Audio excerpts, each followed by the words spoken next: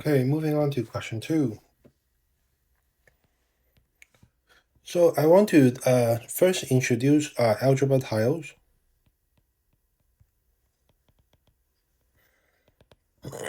You need to know that the big square, in this book, the ones that are shaded will represent a positive value. So this is just positive x squared. And the big square that is not shaded will represent negative x squared. A long rectangle that is shaded represent x. And a long rectangle that is not shaded represent negative x. Finally, a little square shaded represent positive 1. A little square unshaded represent negative 1. So if someone asks me what is 2x squared minus x squared, by using algebra tile, I can say that, well, 2x squared looks something like this. 1x squared, 2x squared. Now, the negative x squared, I can simply just, the minus x squared, I can just represent this by drawing a negative x squared here. So just like integer chips that you have seen in elementary school, the positive and negative are just going to cross each other out. So this positive x squared and negative x squared will be able to cross each other out. And we are left with just 1x squared.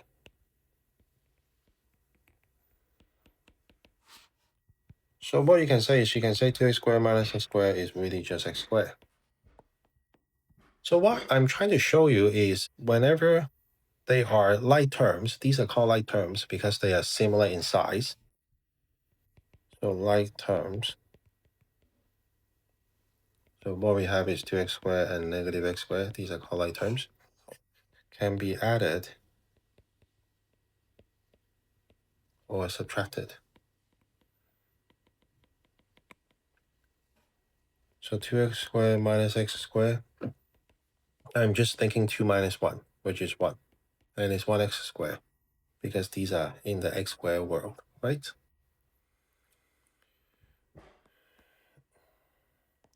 Similarly, if I have 3x plus 2x, these are also called like terms because they are similar in shape, right? 3x squared will be represented by 3 long rectangle plus 2x squared. And I'm just going to get 5, just x. 3x plus 2x is 5x. So again, what I did is I just added 3 plus 2 is 5. And because they're in the x world, that's why my answer is x. So in order to be like terms, they must have the same variable and same exponents.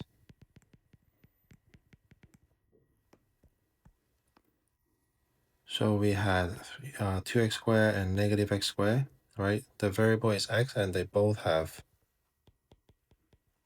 exponent of square or 2. And same idea, 3x and 2x.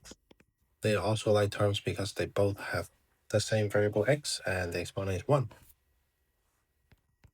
2xy squared and 3xy squared are also like terms because they do have the same variable x and y, and x is to the power of 1 and y is to the power of 2. So you can just add it up. 3 plus 2 is 5.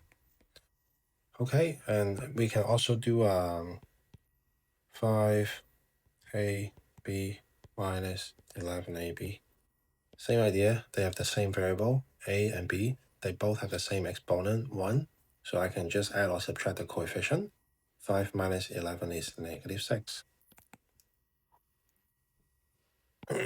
So like terms have the same variable and same exponents, and like terms can be added or subtracted.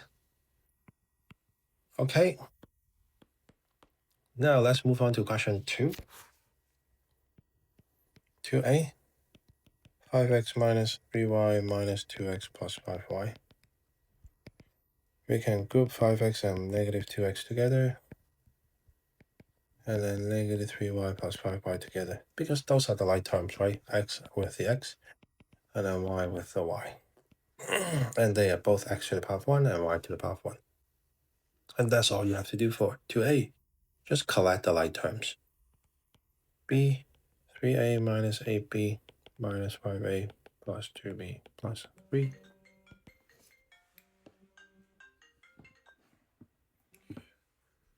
So we can put the a's together, 3a minus 5a, and the b's together, minus 8b plus 2b, and then plus 3.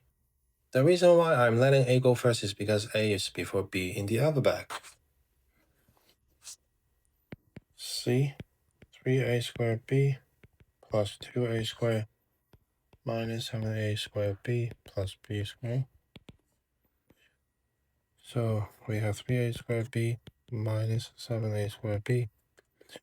So they go first because they have the higher degree, a squared b. The degree here is 3, and then plus 2a squared plus b squared. So a squared and b squared, they are not like terms with anyone else. I'm letting a go first because a is before b in the alphabet. And d, 3xy squared plus 3xy minus 5xy squared minus 4xy plus 2x squared y. So I have 2x squared y going first because it has the highest degree of 3 and it has more x compared to the other ones. The other ones is 3xy squared minus 5xy squared. Also has a degree of 3, but only has 1x. And then I have plus 3xy minus 4xy. And that's it. That's the answer. Okay, so that's question 2. I will see you in question 3.